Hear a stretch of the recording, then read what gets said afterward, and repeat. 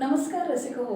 बार्शी संचारच्या मिळून सारजणीच्या वतीनं आम्ही दोघी ही मुलाखत घेत असतो आणि यामध्ये तज्ज्ञ मैत्रिणी आपल्या भेटीला येत असतात. त्यांच्याशी आपण संवाद साधत असतो.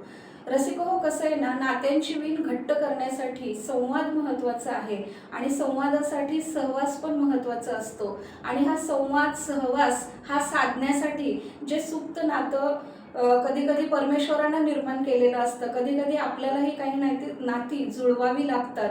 तसं आपल्यामध्ये आज मायलेकीचं नातं आलेलं आहे, जे अतूट आहे, जी शक्ती ईश्वरानं महिलांना दिलेली आहे पुनर्जीव घडवण्याची. आणि त्या शक्तीमधून ती आई होते आणि ती आई जेव्हा आपल्याच बाळाला एक कर्तव्यदक्ष नागरिक बनवते, यशस्वी उद्योजिका बनवते, हा सगळा अनुभव खूप अविस्मरणीय असतो आणि प्रत्येक स्त्रीच्या काळजाचा ठाव घेणारा असतो. तर हाच अनुभव अनुभवण्यासाठी आणि या संवादाचं आम्ही दोघी ह्या स्तरावर मुलाखतीच्या स्वरूपात सगळं नियोजन करण्यासाठी आपल्यामध्ये आपल्या सोबत मिळून साऱ्याजणीच्या मैत्रिणी आहेत. आपण मॅडमचं स्वागत करूया. सौ माधुरी शिंदे मॅडम, आपल्या या ठिकाणी स्वागत. नमस्ते, थँक्यू. मॅडम शंकरराव निंबाळकर अध्यापक विद्यालयामध्ये त्यांनी 30 वर्षे सेवा बजावलेली आहे. सेवानिवृत्त प्राध्यापिका आहेत आणि खूप कौशल्य आणि खूप निवेदन करतात आणि शिकवण्याची तर त्यांची वेगळी शैली आहे. खूप आवाज पण त्यांचा गोड आहे. अशा मॅडमशी आपण आज संवाद साधणार आहोत आणि त्यांचीच लेख जी आहे त्या आहेत डॉक्टर क्रांती कोळी मॅडम. आपल्या या ठिकाणी स्वागत. धन्यवाद.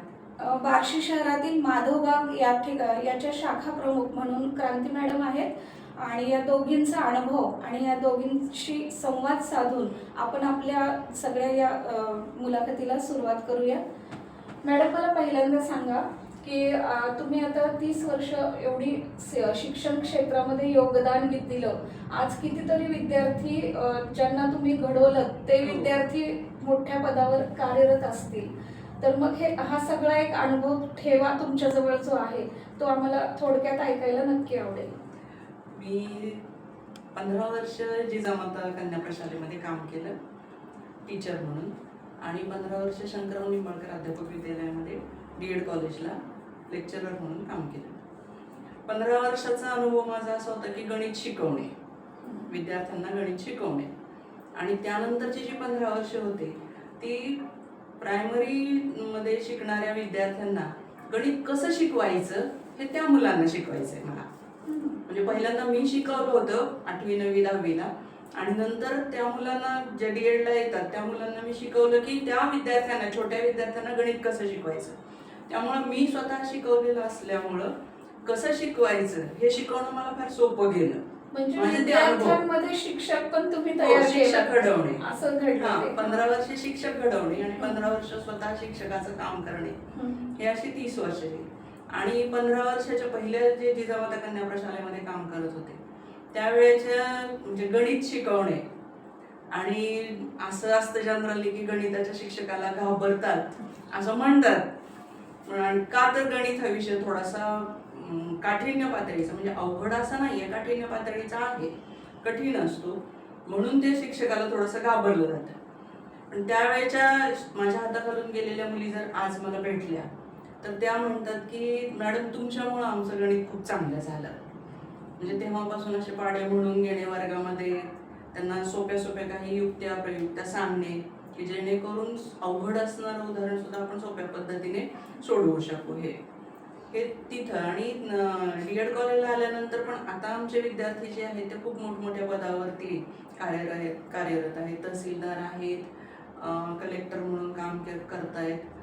तुम्ही याचं नाव ऐकलं असेल, घोलप, रमेश घोलप, तो आमच्याच कॉलेजचा विद्यार्थी आहे. अधिकारी मांजरे, ताकभाते असे काही विद्यार्थी जे आहेत जे उच्च पदस्थ आहेत, उच्च पदावरती काम करतायत. म्हणजे हे विद्यार्थी भेटल्यानंतर एक प्रकारचा असा अभिमान वाटतो की आपल्या हाताखालून ही मुलं घडून गेले आणि आपण ह्यांना शिकवलेलं आहे. ते मुलंही आज म्हणतात की तुमच्यामुळं आमचं करिअर घडलं आणि इथं DEDला आल्यामुळं आम्हाला थोडंसं बोलण्याची वगैरे संधी मिळाली आणि तिथून आम्ही घडत गेलो. किती छान मॅडम. म्हणजे बघा, एक शिक्षक जेव्हा सेवानिवृत्त होतात तर ते फक्त सेवेपासून निवृत्त असतात. त्यांच्या काळजात मनात कुठेतरी आपण घडवलेले विद्यार्थी जेव्हा उच्च पदावर कार्यरत आहेत, हे समाधान सदैव मनाशी मनामध्ये असतं. रुंजी घालत असतं. आणि ती शक्ती कुठेतरी शिक्षकामध्ये घुटमळत असते. आणि अशी ही आई शिक्षिका असं तुम्हाला भेटलेली आई, तर मग त्या आईच्या शिक्षणाचा तुम्हाला कसा उपयोग झाला की तुम्ही डॉक्टर घडलात? मग ते बाळकडू काही मिळत होतं का सुरुवातीपासून? हो हो. ॲक्च्युली काय आहे ना की घरातच पहिल्यापासून शिक्षणाचं खूपच महत्त्व आहे. म्हणजे आईकडून पण प्लस वडिलांकडून पण सगळेच एज्युकेशन फील्डमध्येच आहेत. त्यामुळं शिक्षणाचं बाळकडू पहिल्यापासूनच घरातूनच मिळालं.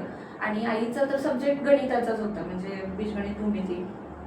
आणि ते शिकवण्यामध्ये ती इतकं छान शिकवते ना की अगदी म्हणजे खूप अवघडात अवघड जरी गणित असलं तरी सुद्धा एकदम सोप्या सोप्या ट्रिक्स वापरून ते कसं सोडवायचं, तर हे तिनं म्हणजे स्टुडंटला तर शिकवलंच, आणि ऑब्व्हियसली माझ्या घरी अभ्यास घेताना पण तिनं खूप छान पद्धतीने शिकवलं. त्यामुळं गणित हा सब्जेक्ट माझा खूप पक्का बनत गेला. आणि पहिल्यापासूनच मला गणिताची खूप आवड निर्माण झाली. बरेच जण असतात की गणित विषयाला घाबरतात, म्हणजे त्यांना एक प्रकारची भीती असते मनात, पण माझं तसं अजिबात नाही झालं. मला लहानपणापासूनच गणित हा सब्जेक्ट खूप आवडत होता. आणि त्यामुळेच नंतर नंतर काय होत गेलं की त्याच्यामध्ये आईमुळे मला त्याच्यामध्ये गोडी निर्माण झाली. आणि नंतर पुन्हा 8वी ते 10वीला तर तीच मला शिकवायला आली शाळेमध्ये. हे विशेष आहे. जिजामाता कन्या प्रशालेला असताना तीच मला मग शिकवायला होती. 10वीला तर ती माझी क्लास टीचर पण होती. मग बीजगणित भूमितीचे असे काही डगटातले वगैरे प्रश्न असतात की जे खूप थोडेसे अवघड असतात, तर ते शिकवायला पण म्हणजे तिनं मला खूप छान पद्धतीने शिकवलं. त्यामुळे ते मला कधीच अवघड वाटलं नाही, बीजगणित आणि भूमिती. आणि इवन माझ्या ज्या क्लासमेट्स आहेत तर त्या पण मला आज जरी भेटल्या ना तरी मला तेच सांगतात की म्हणजे मॅडममुळेच आम्हाला गणित सोपं गेलं किंवा त्या खूप छान शिकवायच्या. आणि त्या आवर्जून आत्ता म्हणजे माझ्याशी बोलत असल्या तरी सुद्धा आईचा एकदा कधी ना कधी उल्लेख निघतोच त्यांच्या तोंडी, ते असतंच. त्यामुळे खूप छान समाधान वाटतं ते. किती छान. आणि आई जर क्लास टीचर, आता घरी तर आईचा गट्टा असतो लाटणं वगैरे घेऊन रागवणं, आणि शाळेत पण क्लास टीचर म्हणून समोर जर उभी राहिली तेव्हा काय वाटत होतं मनात? कारण समज कमी असते आपल्याला. ते बरोबर आहे, पण शाळेत असताना मला तिची नाही भीती वाटली. म्हणजे ती छान शिकवायची त्यामुळे, आणि इंटरेस्ट पण होता मला गणित आवडत असल्यामुळे मला शाळेत भीती वाटली नाही. पण दरारा मात्र होता तिचा, की नुसतं आवाज चढवून जरी बोलली ना तरी सगळेजण घाबरायचे. पण घरी तुम्ही म्हणताय तसं लाटणं वगैरे प्रकार कधीच नाही, कधीच नाही. अगदी लहानपणापासून मला तर आठवतच नाही तिने कधी मला मारले म्हणून, कधीच नाही. मला नाही, माझ्या बहिणीला नाही, माझ्या भावाला नाही, कधीच नाही. फक्त रागवणं मात्र होतं, का तर चुकतच असतात सगळेजण. ते थोडंसं वळण लावणं गरजेचं असतं, शिस्त लावणं गरजेची असते.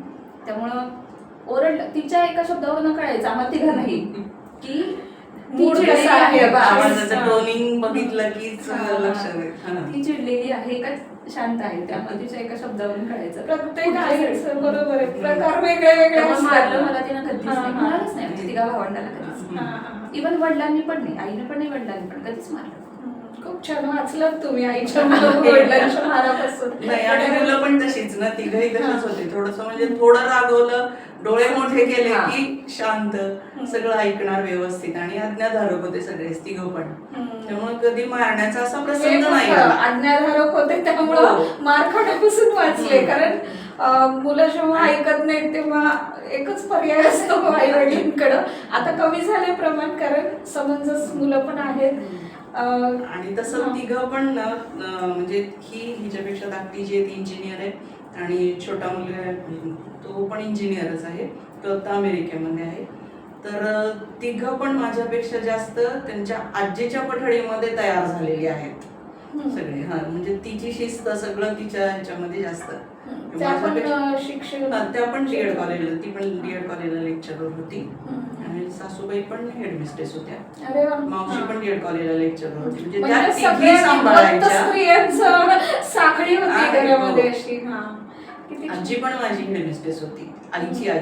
म्हणजे तेव्हापासूनच ते आजी, आजोबा, मामा वगैरे आमचे सगळे वेल एज्युकेटेड असल्यामुळं ते शिक्षणाचं बाळकडू तिथूनच मिळालेलं आहे. हा एक चांगला सुयोगच घडलेला आहे. कारण आज डॉक्टर बाबासाहेब आंबेडकरांची जयंती आहे, आणि त्यांचा संदेशच आहे की शिका, संघटित संघटित व्हा. व्हा. आणि विद्येशिवाय प्रगती नाही हे तर आपल्याला माहिती आहे. त्यामुळं शिक्षण खरंच तिसरा डोळा आहे, तो खूप महत्वाचा आहे. आणि त्यामुळं हा वारसा तुम्ही जतन करत संवर्धित करत आलात, हे सगळं यश आहे. म्हणजे ते आपण म्हणतो ना, स्त्री शिकली तर ते दोन्ही घरात कुलाचा उद्धार करते, ते अगदी इथं म्हणजे मला सारखं वाटतं की बरोबर आहे. किती छान ना हे सगळं. म्हणजे हा एक ठेवा आणि अनुभव जगताना सोबत ठेवणं ही पण खूप मोठी गोष्ट, जमेची बाजू आपण म्हणू शकतो.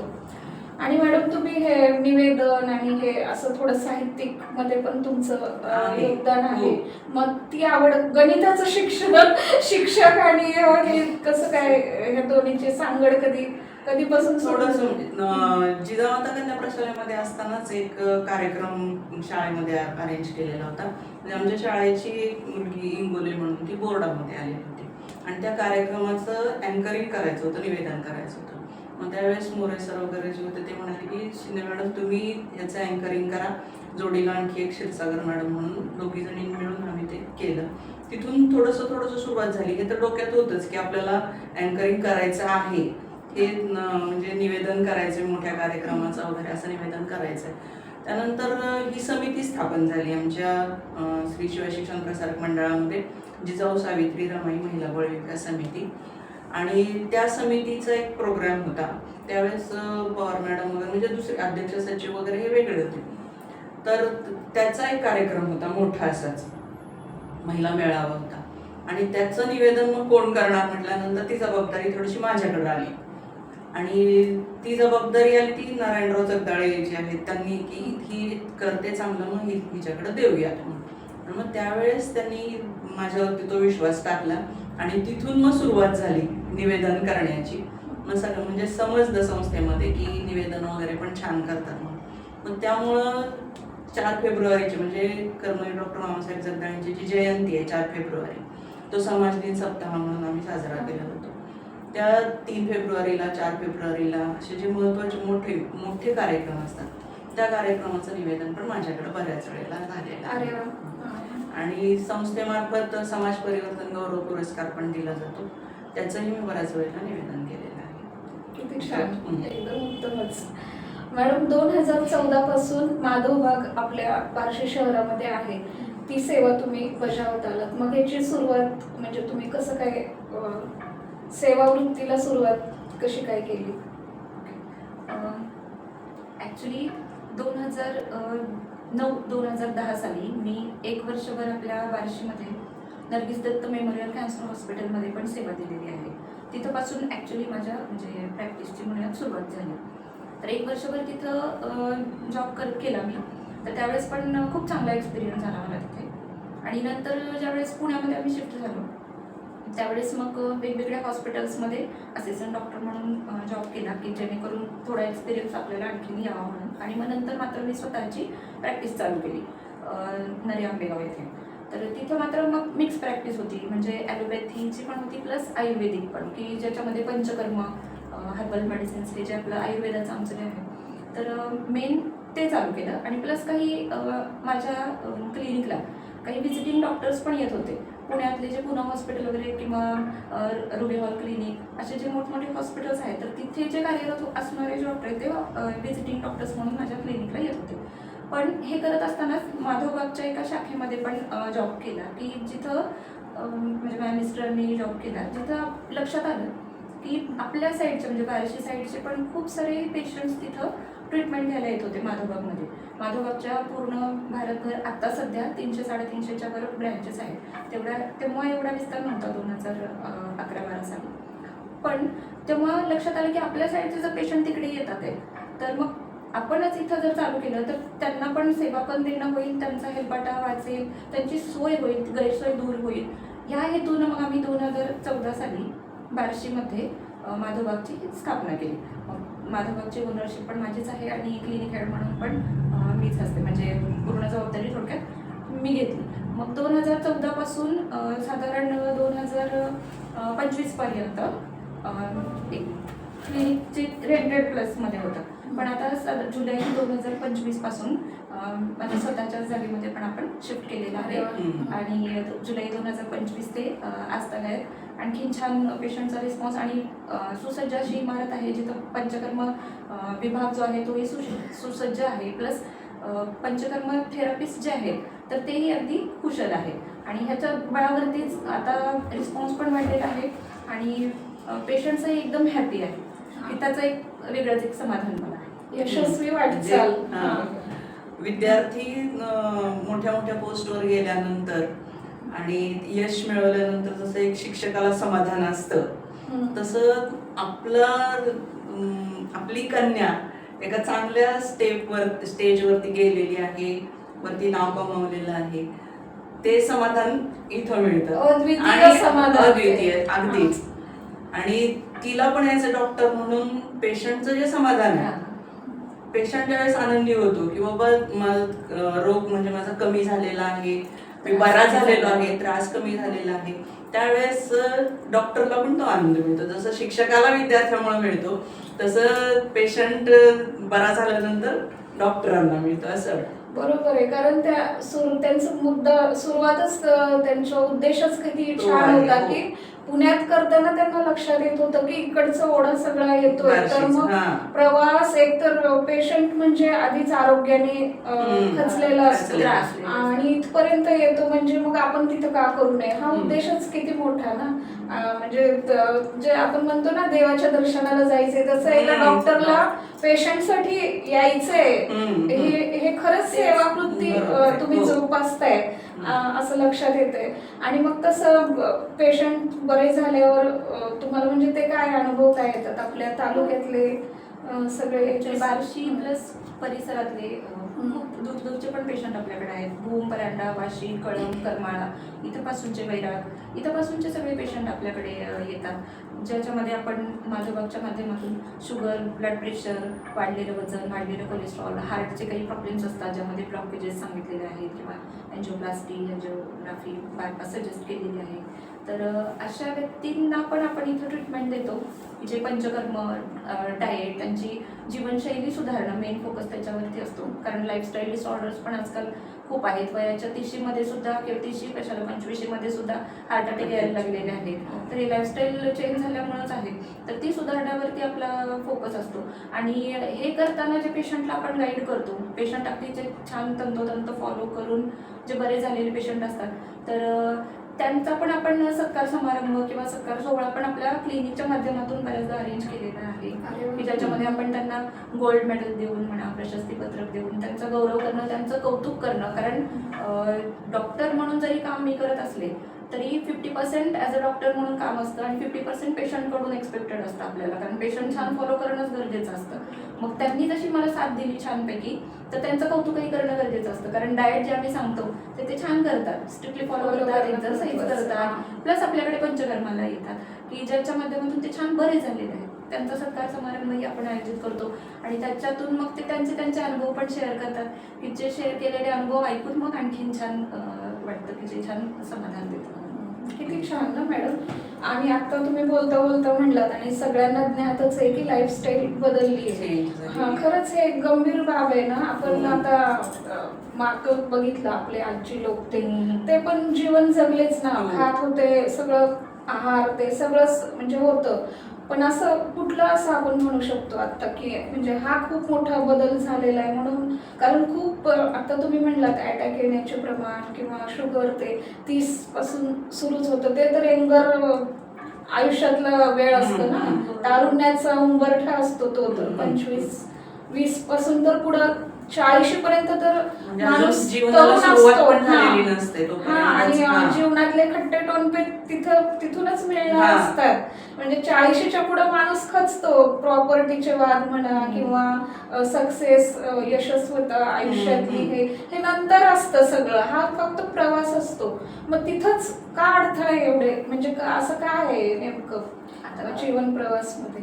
लाईफस्टाईल बदलली आहे हे तर खरंच आहे, पण ते बदलण्यामागं पण खूप सारे कारण आहेत. एक तर जीवघेण्या स्पर्धा खूप आत्ता निर्माण झालेल्या आहेत की ज्याच्यामध्ये जर टिकून राहायचं असेल तर तुम्हाला तेवढं धावपळ करणं गरजेचं आहे की त्याच्यातून आपसूकपणे स्ट्रेस लेवल वाढते. त्याच्यात टिकायचे तर मला हे केलं पाहिजे, मला ते केलं पाहिजे. याच्यातून स्ट्रेस लेवल वाढली की आपल्या शरीरात हॉर्मोनल चेंजेस पण होतात, जे की सायंटिफिक रिझन आहे की बाबा स्ट्रेस लेवल वाढली की चेंज होणार. चेंज झाला की मग शुगर वाढणं, ब्लड प्रेशर वाढणं, हार्टवरती ताण येणं, हे स्ट्रेस लेवल वाढल्यामुळे दिसणारे परिणाम. मग स्ट्रेस लेवल तर काय मग ह्याच्यापासूनच वाढायला चालू सगळ्या झाली की चालूच की करिअरच्या मागे धावताना वगैरे. प्लस आत्ताचे अन्नधान्य म्हणा तुम्ही, तर जे पूर्वी जे काय म्हणू तर शुद्ध स्वरूपामध्ये जे पौष्टिक स्वरूपामध्ये जे उपलब्ध होत होते, तर आता तसं होत नाहीये.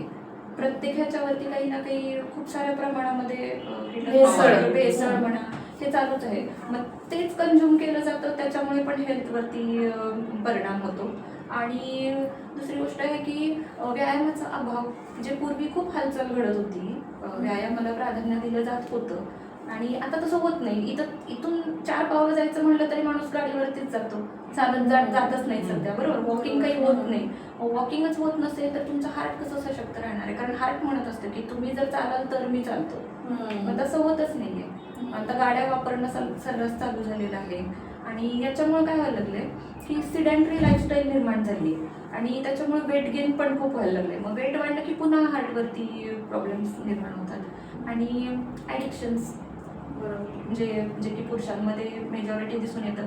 स्ट्रेस लेवलपासून सुटका म्हणून ॲडिक्शन करतात काही जण, म्हणजे ऑलरेडी स्ट्रेस आहे त्याच्यापासून सुटका, आणि म्हणून ॲडिक्शन जर केलं जात असेल तर आणखीन शरीरामध्ये नको असणारे बदल घडत जातात, जे तुमच्या रक्तवाहिन्या डॅमेज करतात. रक्तवाहिन्या डॅमेज झाल्या की मग शुगर, ब्लड प्रेशर आणि हार्टचे प्रॉब्लेम्स तयार होतात. आणि ह्याच सगळे आता सध्या लाईफस्टाईलमध्ये चेंजेस आहेत.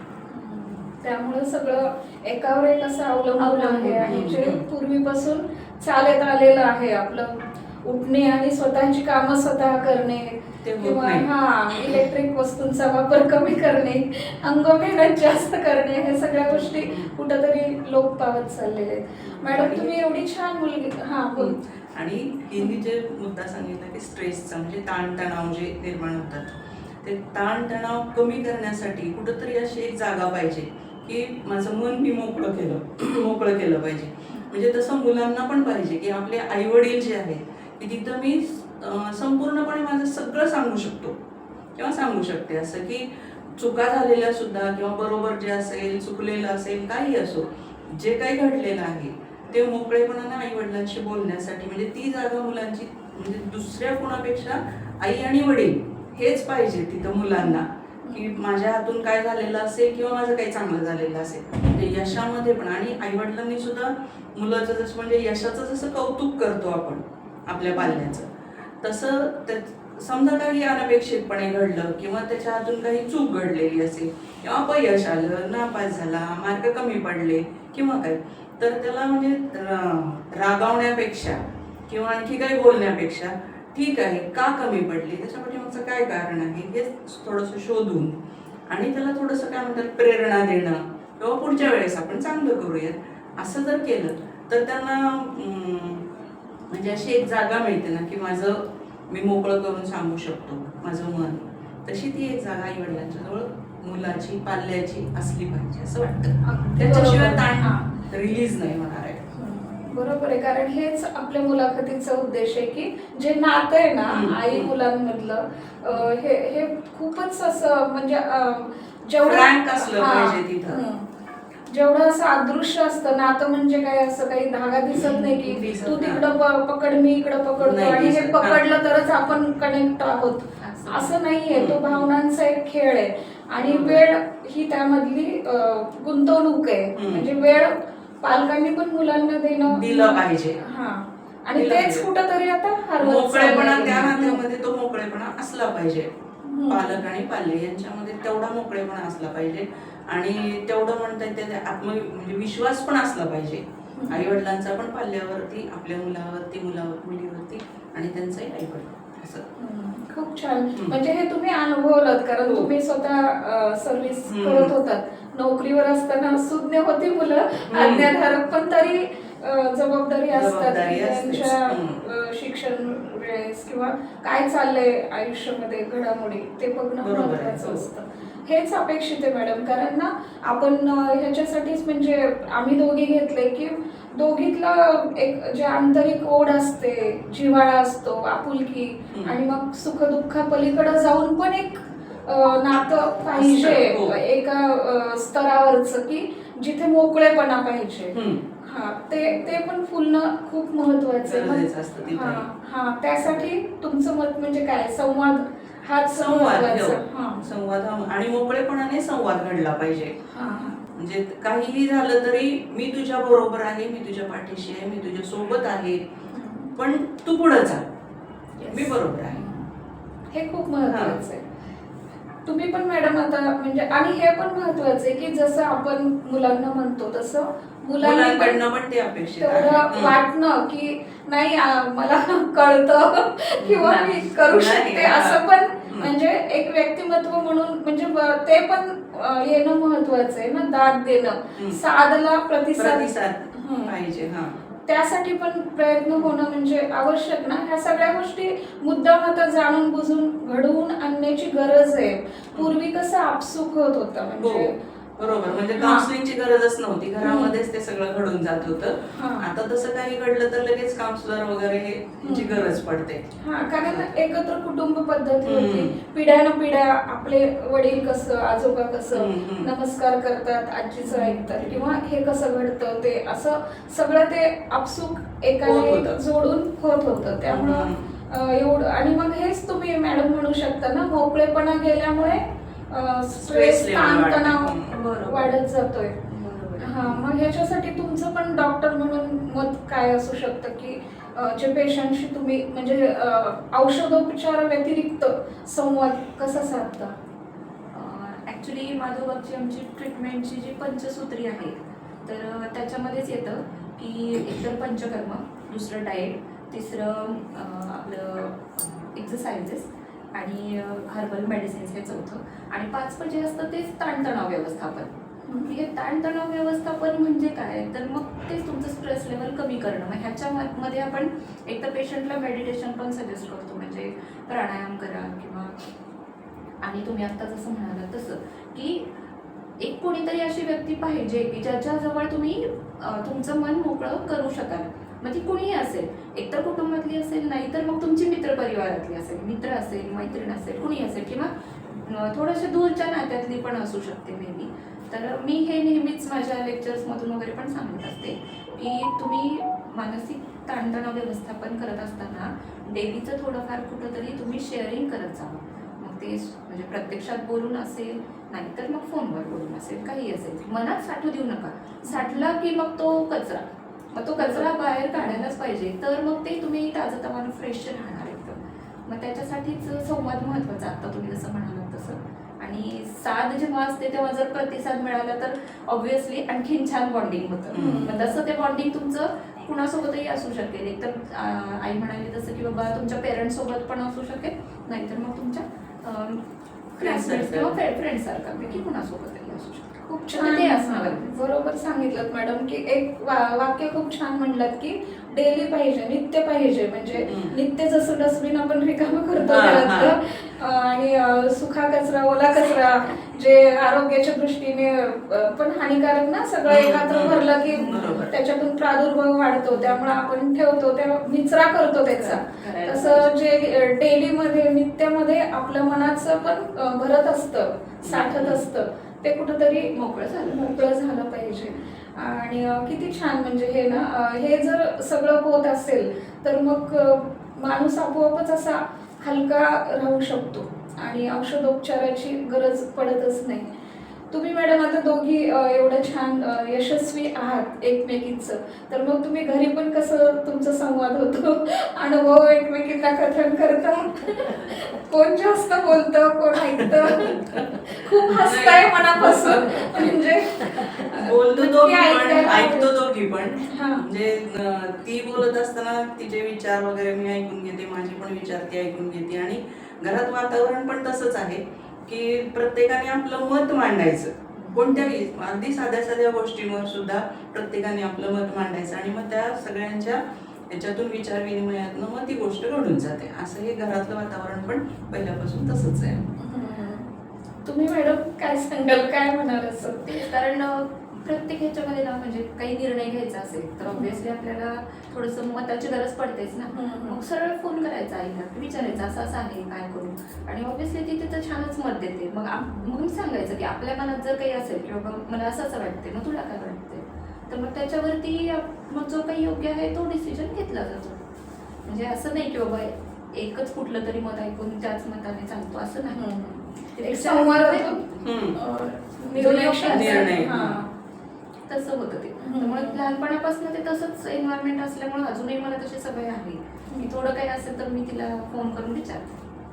आणि एवढी कर्तव्यदक्ष आई आहे त्यामुळे अनुभव संपन्नता भरपूर आहे त्यांच्याकडे, त्यामुळं नक्कीच आपलं चांगले समस्या सुटेल असं विश्वास पण वाटतो. हेच मायलेकीचं नातं. आणि बऱ्याच गोष्टीमध्ये निर्णय मुलांना पण घेऊ देतो आम्ही. बरोबर, मी आता तेच म्हणणार होते. हा, की तुला काय वाटतं सांग, हम्म. तुला करायचंय का हे, तुला नाही करायचं का, तुला काय वाटतं ह्या संदर्भात हे तू सांग. मग त्याच्यातनं काही इन आउट्स असतील तर मग आपले अनुभव पण असतात ना त्याच्यामध्ये.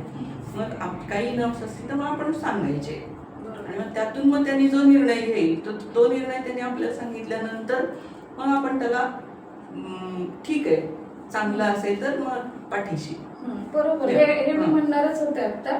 मग अशी जसं साधला प्रतिसाद म्हणले तसं आता पण असं आहे की आत्ताची मुलं पण खूप सुज्ञ आहेत, त्यांना पण आपल्यापेक्षा पण जास्त कळतं असं. म्हणजे असं आपण पण मान्य करायला पाहिजे, कारण ना काळ फास्ट आहे आत्ताचा आणि अनुभव त्यांच्याकडे पण बरीच झालेली, त्याच्यामुळे नॉलेज पण भरपूर आहे आणि विचार करू शकतात, निर्णय घेऊ शकतात. फक्त पडताळणीसाठी कधी कधी तज्ञांचा, आमचा आई वडिलांचा सल्ला ते असं मत लागतं. आणि हे बरोबर आहे, आई वडिलांची पण ही जबाबदारी की तू कर, तू ठरव, मी आहे पाठीशी. हे पण नात्यांमध्ये खूप महत्वाचं आहे. एक आक्रमक न होता, मग तिथं पण म्हणजे हे पण एक चर्चेचा विषय ठरू शकतो की संवाद यालाच म्हणतात ना, एक परस्परांना रिस्पेक्ट, सन्मान देणं आणि मतांचा आदर करणं एकमेकांच्या. खूप चांगलं. म्हणजे मॅडम ह्या गोष्टी जरी आता आपण बोलतो आहोत, पण ही काळाची गरज आहे. म्हणजे हे कुठंतरी ना ठसलं पाहिजे ना सगळ्यांच्याच मनावर, आपल्या पण आणि मुलांच्या पण, म्हणजे सगळ्यांच्याच. असं आपल्या ऐकणाऱ्या मैत्रिणी पण आहेत आणि ते पण, त्यांचे पण आता मुलं पदवी घेतात आणि सगळे उच्च शिक्षित होत आहेत. त्यामुळं घडतं काय कुटुंबामध्ये की सगळे असे उच्च स्तरावर आहेत, शिक्षित आहेत, पण संवादातून जे परस्पर घडायला पाहिजे ते कुठंतरी हीच वीण जी आहे ना नात्याची, ती संवाद जर असेल तर घट्ट होते. आणि तोच प्रयत्न आहे आम्ही दोघीला बोलवण्याचा ना. बरोबर आहे, तोच आहे. कारण वीण घट्ट व्हायला पाहिजे आणि ती घट्ट तेव्हाच होते की जेव्हा असं समोरून, आता काळाची तीच गरज आहे, जे सुरळीत होत होतं नकळत, जे मागच्या पिढीमध्ये घडत होतं ते आता काही गोष्टी कसं आता उपचार ते आहेत, तुम्ही म्हणता तसं आजार अचानक येतात, मग त्यावर उपचार घ्यावं लागतं आणि काही पण कधी पण घडतं. तसं ह्या गोष्टी पण जाणीवपूर्वक कराव्या लागतायत. ही खरं तर शोकांतिक आहे, कारण ह्या गोष्टी आपसूक व्हायला पाहिजेत, पण एक काळाचा महिमा, कलियुगाचा आपण म्हणू शकतो. त्यामुळे आपल्या ऐकणाऱ्या मैत्रिणींना पण नक्कीच मनात खूप विचार घोळत असतील तर हा व्हिडिओ कसा वाटला ते आम्हाला कमेंटमध्ये सांगा, म्हणजे आमचा पण ग्रुप वाढेल. कारण खूप मैत्रिणींना नंतर असं बोलतात की अरे असं, म्हणजे चर्चा होते ह्या सगळ्या गोष्टींवर. त्यामुळं ह्या मैत्रिणी पण आपल्यामध्ये सहभागी आहेत, बघणारे बऱ्याच मैत्रिणी. आणि मॅडम आपण आता मुलाखतीच्या शेवटाला जातोय, पण असं तरी एक सांगा, तुम्ही आता डॉक्टर माधव वाघ आयुर्वेद हे जे सेवा बजावता, तर एक म्हणजे आयुर्वेदाचा जो हे असतं, परिणाम असतं औषधोपचाराचा, तो जरा दिरंगाईनं होतो ना, म्हणजे वेळ लागतो. त्यामुळं आपल्या पेशंट मध्ये ना थोडीशी संभ्रमावस्था कधी कधी मैत्रिणींमध्ये, म्हणजे खास करून ना असं जाणवतं की आता कुणीतरी काहीतरी सांगतं, मग आपण म्हणतो अरे हे बघ ते, अगं नाही त्याचं खूप वेळ लागतं निकाल यायला. गुण दिसतो. तसं आयुर्वेद होमिओपॅथी म्हणजे ह्याच्यामध्ये थोडंसं असं म्हटलं जातं आणि मग मैत्रिणी ना संभ्रमावस्थेमध्ये पडतात. कारण ना आता कंबर, डोकी, गुडघेदुखी, टाचदुखी अशा छोट्या छोट्या ज्या गोष्टी आहेत ना, दैनंदिन प्रमाण PCOD, ह्या सगळ्या गोष्टी खूप मैत्रिणींमध्ये जाणवतं आणि खूप सांगतो, बोलतो, चर्चा करतो. पण असं कुठं जावं नेमकं आणि काय उपचार घ्यावेत यामध्ये संभ्रमावस्था कितीही म्हणलं जरी डॉक्टर लोक सांगत असले तरी आहे. मग ती तुम्ही कशी दूर कराल? संभ्रमावस्था आहे हे बरोबर आहे. आणि आता तुम्ही जसं म्हणालात की आयुर्वेदामध्ये थोडासा वेळ लागतो किंवा दिरंगाईनं काही रिझल्ट दिसतात. पण मी स्पेसिफिकली सांगू इच्छिते की माधवबागमध्ये जे आपण ट्रीटमेंट, माधवबाग हे कसं आहे की एक तुम्हाला म्हटलं तसं डिसीज ओरिएंटेडच क्लिनिक आहे, ज्याच्यामध्ये आपण काही स्पेसिफिक डिसीज ट्रीट करतोय. म्हणजे ज्याच्यामध्ये मेन हे येतं शुगर, BP, हार्टचे प्रॉब्लेम्स, वेट लॉस, हे जे मेन डिसीज असतात. तर ह्याच्यावरती जेव्हा आपण ट्रीटमेंट देतो ना, तर तेव्हा एक लक्षात येतं की आपली ट्रीटमेंट चालू केल्याच्या नंतर साधारण 10 ते 15 दिवस, मॅक्सिमम 20 दिवसाच्या आत एखाद्या पेशंटची जर शुगर खूप जास्त राहत असेल तर ती मॅक्सिमम 10 ते 15 दिवस, 20 दिवसाच्या आतमध्ये सुद्धा त्याच्यामध्ये झपाट्याने घट होत जातीये, ती शुगर हळूहळू कंट्रोलमध्ये येते, हे आपल्याला 20 दिवसाच्या आत सुद्धा कळून येतं.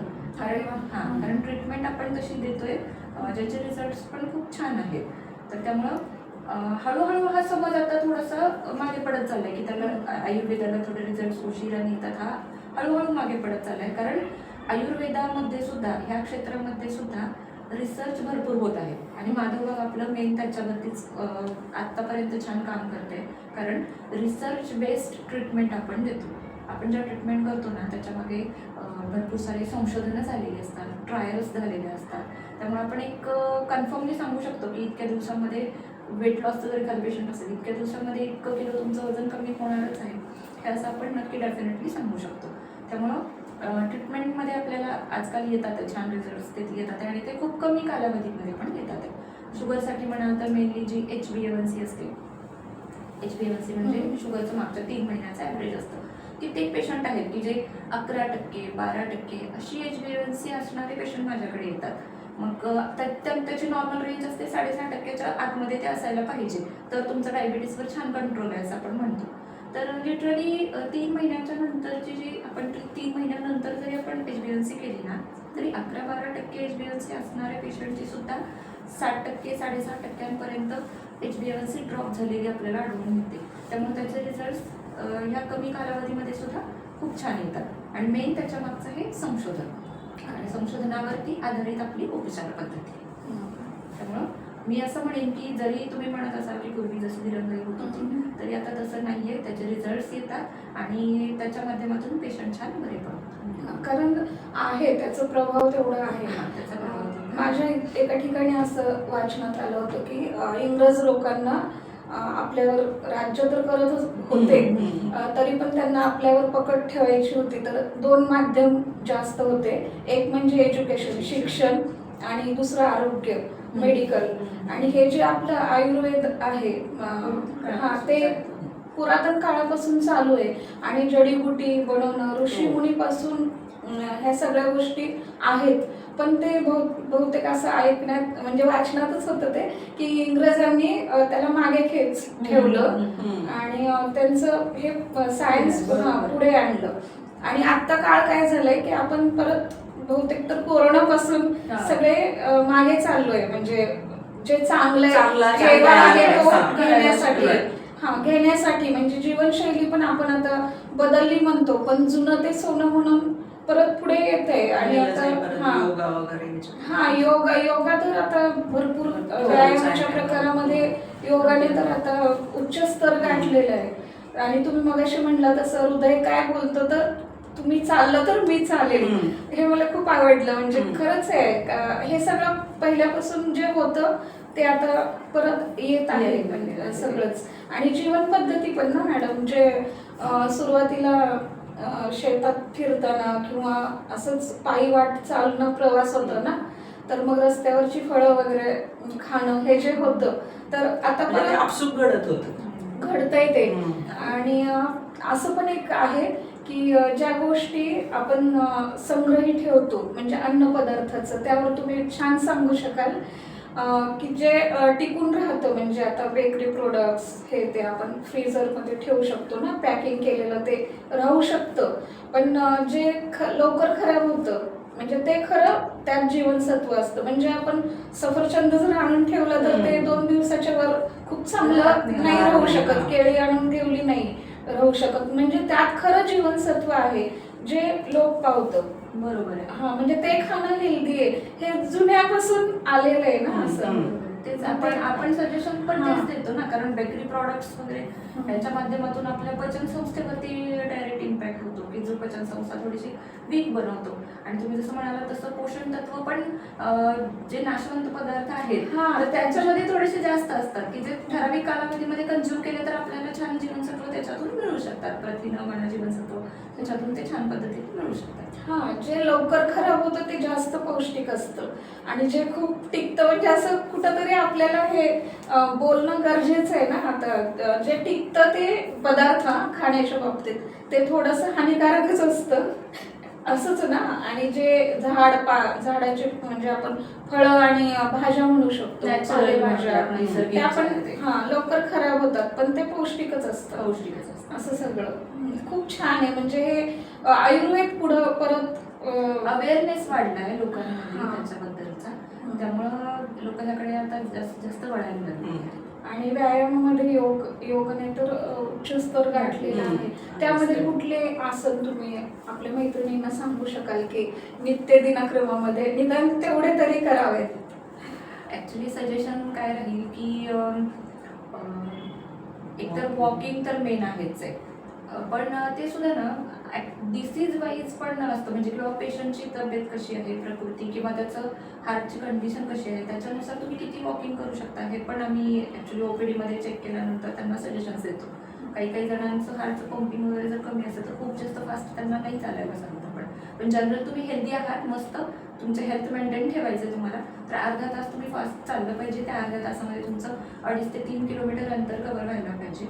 त्याच्या जोडीला सूर्यनमस्कार हा एक बेस्ट व्यायाम आहे की ज्याच्यामध्ये सगळ्याच जॉईंट्सची म्हणा, स्नायूंची म्हणा मूवमेंट खूप छान प्रकारे होते. त्यामुळं सूर्यनमस्कार मग डेलीचे कमीत कमी 12 जरी सूर्यनमस्कार घातले तरी तुमचा तो खूप छान व्यायाम होईल. आणि त्याच्या जोडीला मी मगाशी सांगितलं तसं प्राणायाम, ज्याच्यामध्ये अनुलोम विलोम, ओंकार, भ्रामरी, दीर्घ श्वसन हे जे प्राणायामाचे प्रकार आहेत की जे तुमचं स्ट्रेस मॅनेजमेंट करायला खूप छान मदत करतील. म्हणजे शारीरिक व्यायाम पण होईल प्लस तुमचं मानसिक स्वास्थ्य टिकून ठेवायला त्या माध्यमातून तुम्हाला मदत होईल. खूप छान मॅडम, तुम्ही त्यांच्याकडून कधी सल्ला घेतलाय का आरोग्य चांगलं राहण्यासाठी? आई आहे म्हणून काय, पण मुलगी डॉक्टर आहे. मुलगी डॉक्टर आहे म्हटल्यानंतर थोडंसं काही झालं की लगेच फोन असतोच की असं व्हायला लागले, काय करू दे, आणि अशा प्रकारे म्हणजे सल्ला बऱ्याच वेळेला घेते. मॅडम, आपले मिळून साऱ्या जणी मधल्या पण आपल्याला प्रश्न विचारू इच्छितात. मॅडम, आत्ताच्या कडक उन्हाळ्यात आपल्या आरोग्याची आपण कशी काळजी घेतली पाहिजे? तर ऊन तर खूप वाढलेलं आहे. हो, ऊन वाढले भयानक आहे. आत्ता आजच बघाल तर 41 डिग्री टेम्परेचर आहे. पण ह्याच्यामध्ये काळजी घेतली पाहिजे की एकतर आपल्याला आपलं डिहायड्रेशन नाही होऊ द्यायचे, म्हणजे घामावाटे आपल्या शरीरातले क्षार पाणी जे निघून जातं तर ते तसं नको व्हायला. मग त्याच्यासाठी पुरेसं हायड्रेशन मेंटेन ठेवण्यासाठी लिंबू सरबत म्हणा किंवा फ्रूट्स म्हणा हे कंझ्युम केलं गेलं पाहिजे. आणि शिवाय पूर्वी हे मिळायचं बघा, वाळा मिळायचा. मी माझ्या पेशंट्सला आत्ताही सांगते, तर ते वाळा माठात टाकून ठेवणं की वाळ्याचे गुणधर्म आहेत. एक तर तो शरीरात खूप शीतलता निर्माण करतो, थंडावा निर्माण करतो, तर त्याच्यामुळं तो मिळाला तर आवर्जून वापरा तुम्ही. त्याच्यानंतर सब्जाचे बी असतात जे तुम्ही ग्लासमध्ये भिजत ठेवून जर ते पाणी पिलं तर मग शरीरामध्ये छान प्रकारे थंडावा निर्माण होऊ शकतो. मग हे काही उपाय आहेत. तुम्हाला जर कुठं बाहेर जायचं असेल तर उन्हाळ्यापासून बचावासाठी मग तुम्ही कॅप वापरणं, स्कार्फ वापरणं, गॉगल वापरणं, सनस्क्रीन लोशन वापरणं त्वचेची काळजी घेण्यासाठी, हे तुम्ही उपाय निश्चित करा. कारण पारा अजून पण वाढत जाणार आहे, तर त्याच्यामुळे आपली स्वतःची काळजी घेणं हे आपल्या हातात आहे. खूप छान सांगितलं. डिहायड्रेशन नाही होऊ दिलं नाही पाहिजे. खूप छान मॅडम, म्हणजे योग्य वेळेला योग्य संदेश पोहोचला. आता उन्हाचा पारा भरपूर वाढतोय आणि मॅडम आपण मुलाखत म्हणजे जाता जाता तुम्ही असं नात्यांची विण घट्ट राहण्यासाठी काय सांगू शकाल आपल्या मैत्रिणींना? नात्यांची विण घट्ट जर राहायची असेल तर संवाद हेच सगळ्यात महत्त्वाचं माध्यम आहे. आणि तो संवाद फक्त एकतर्फी नाही झाला पाहिजे, तो दोन्हीकडूनही आला पाहिजे. म्हणजे पालकांकडून पण असलं पाहिजे तेवढा विश्वास पाल्याबद्दल, आणि मुलांकडनं पण आपल्या आई वडिलांच्या संदर्भामध्ये एक आदर असणं गरजेचं आहे, की माझे आई वडील जे सांगतायत ते योग्य आहे आणि त्याच्यावरती मुलांनी पण विचार करणं गरजेचं आहे. हा सुसंवाद घरामध्ये असणं गरजेचं आहे. ते तरच नात्यांची विण ही घट्ट होणार आहे. आणि विश्वास हा दोघांचाही एकमेकांवर असणं खूप गरजेचं आहे. म्हणजे एका पिढीचा दुसऱ्या पिढीवरती विश्वास असला पाहिजे, तरच हे नात्यांमधली विण घट्ट होणार आहे. विश्वास, आदर, प्रेम, जिव्हाळा जिव्हाळा परस्परांमध्ये जर असं असेल भावनिक ओढ तरच ती नाती टिकली जातात. बरोबर आहे. असंच तुमच्या दोघींच्या बोलण्यातून लक्षात आलं.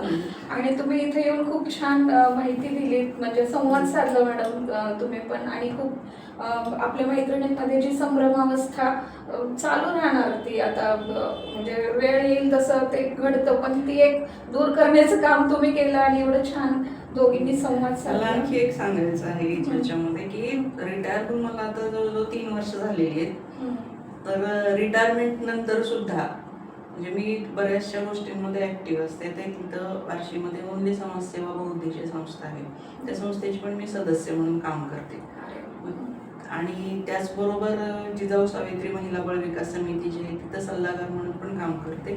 त्यानंतर संगीत क्लास पण जॉईन केलेले आहे. आणि निवेदन पण मी भगवंताच्या मंदिरामध्ये दिवाळी पहाट किंवा भगवंत महोत्सव याच्यामध्ये पण गाणं पण म्हणते आणि त्या गाण्यांचं निवेदन पण मी करते. म्हणजे लोक म्हणतात की रिटायरमेंट नंतर वेळ जात नाही आणि तुम्ही काय करता रिटायरमेंट नंतर, तर वेळ जात नाही असं होत नाही, वेळ कमी पडतो असं मला वाटतं. जर गुंतवला स्वतःला व्यवस्थित आणि पडतो वेळ हे बरोबर आहे. म्हणजे कारण काय आहे, ती जेव्हा जॉब करत होती ना, ड्युटी करत होती, तर त्यावेळेस मला माहिती असायचं की तिचं टाइम टेबल काय आहे.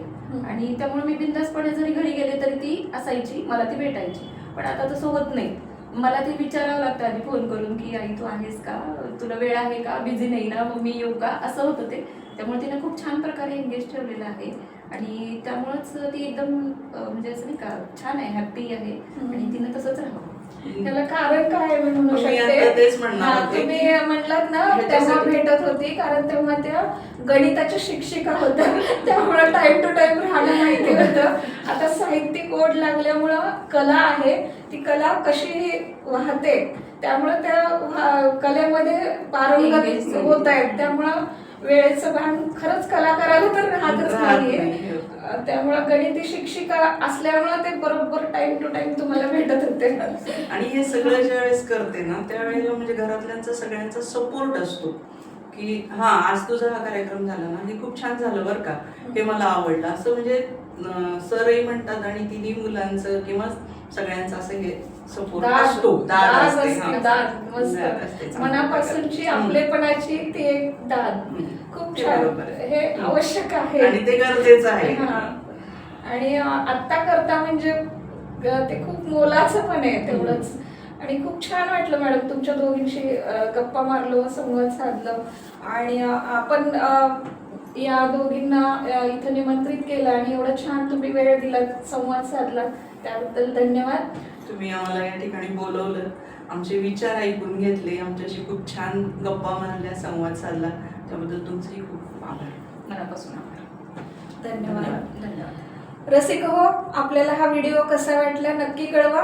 पुन्हा भेटूयात आपल्या पुढच्या व्हिडिओमध्ये, पुढच्या कार्यक्रमामध्ये 2 तज्ज्ञ मैत्रिणींना आणि नात्यांच्या बंधनात फुलणाऱ्या नात्याला घेऊन. तोपर्यंत धन्यवाद.